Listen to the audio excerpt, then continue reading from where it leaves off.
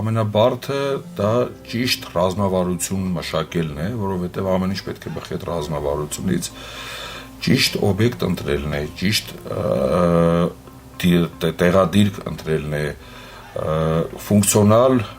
գործառնական իր նշանակությունը ճիշտ որոշելն է։ Այսօր շուկայում կտեսնեք, որ սենց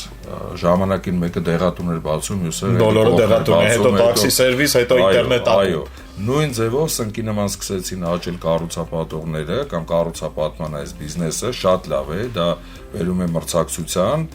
բայց գրեթե բոլորը կրկնում են մեկը մյուսին, լավ, թե գնային քաղաքականության մեջ, թե որակի, թե մյուսի, այ ամենակարևորը եւ ամենադժվարը կարծում եմ ճիշտ ժամանակին ճիշտ ռազմավարություն ունենալն է եւ ճիշտ գործառնական նշանակության օբյեկտ կառուցելն է։